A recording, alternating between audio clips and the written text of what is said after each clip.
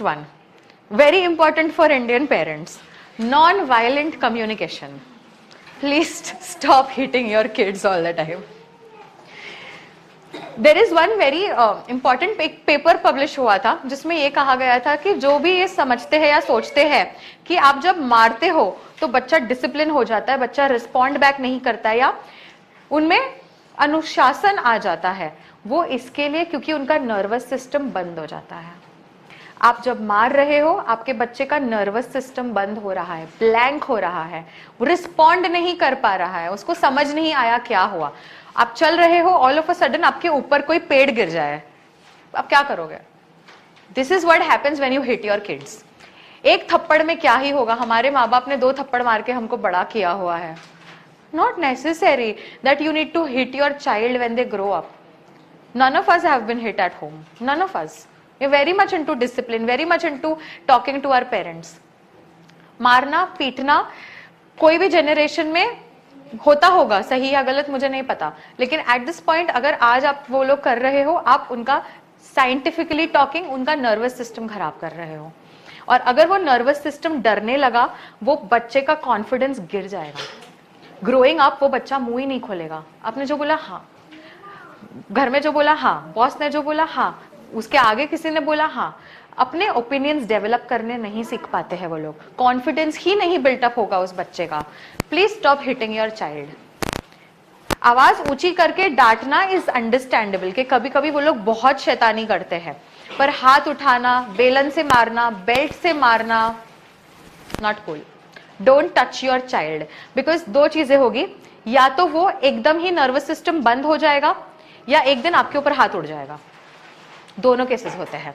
अगर वो बड़ा हो गया, बच्चे बड़े हो गए और अग्रेसिवली बड़े हुए, वो एक दिन रिवर्ट आएगा. फिर आप एज पेरेंट वो नहीं टॉलरेट कर पाओगे कि आपके बच्चे ने आप पे हाथ उठाया.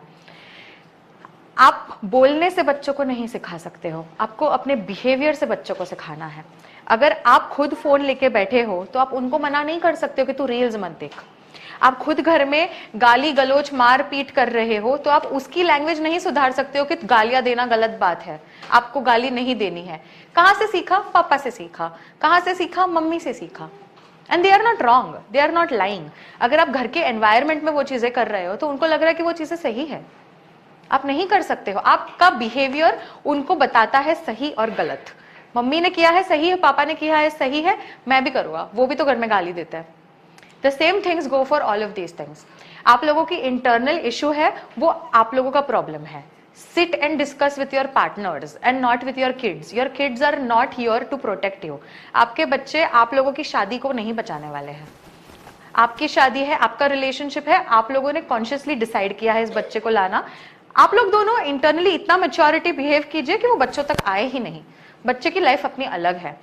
So you need to maintain that boundaries very importantly. So non-violent communication, non-violent सिर्फ physically non-violent नहीं होता है, verbally भी non-violent होता है. अरे तू तो बेवकूफ है, क्या ही करने वाला है. He will grow up one day and he will tell you, चाचा जी से तो आप जमीन नहीं ले पाए, आप ही बेवकूफ हो. फिर आप क्या करेंगे? Exactly, this is what आपका habits replicate होते हैं. तो non-violent communication is very important. आपकी वर्कशीट ओपन कीजिए, उसमें 4th वाली वर्कशीट है. इट सेज अगर कभी उस पॉइंट तक गुस्सा आ रहा है कि आप शायद हाथ उठा देंगे या आप शायद कुछ कह देंगे, तो पहले ये बताए, ये सोचिए कि आपको क्या फील हो रहा है. ठीक है? What is the observation? For example in your case, अगर सब स्कूल के बच्चे हैं, अज्यूमिंग व्हाट आई सी कि होमवर्क नहीं किया उसने. ठीक है, कल एग्जाम है, कल मैथ्स की टेस्ट है, व्हाटएवर, होमवर्क नहीं किया. चिंता हो रही है कि इसको क्लास से बाहर निकाल देंगे. मैथ्स की टीचर तो होती है सबसे खड़ूस सबकी स्कूल में. क्लास से बाहर निकाल देंगे. आपके पेरेंट्स को वरिड है. नीड क्या है? रिस्पॉन्सिबिलिटी लेने की. आपको शाम तक, रात तक पता चल गया उसने होमवर्क नहीं किया है, सीधे से उसको पूछिए, करेगा? कर लेगा रात को? कल सुबह तक है, हम आधा घंटा एक्स्ट्रा बैठ लेते हैं. तो क्लास से बाहर जाएगा, फिर रोते हुए घर आएगा. फिर भी हाँ ठीक है बैठ लेते हैं. बैठ के होमवर्क खत्म हो गया. That's it, that's the end of it. But यहाँ पे if you lose your temper when you see, हमने बोला था ऑफिस जाने से आने के पहले होमवर्क कंप्लीट होना चाहिए, तूने नहीं किया. नहीं किया, वो खेलने चला गया था. So what? अगर उसने ये एक्सेप्ट किया है कि होमवर्क बाकी है तो रात खत्म होने से पहले बिठा दो, होमवर्क प्रोजेक्ट कंप्लीट करवा दो. Sometimes it's not getting hyper all the time.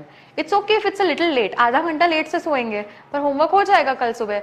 ना बच्चे को क्लास से बाहर निकालेंगे, ना आपकी भी वरी सॉर्ट हो गई. This is what is important. Now write down वो चीजें जो आपको ट्रिगर करती है कि आपको किस वजह से इतनी ज्यादा परेशानी हो जाती है कि और ये नहीं हो गया तो क्या हो जाएगा, और आप उसको कैसे चेंज कर सकते हैं. Think about it. At least one instance. Anyone.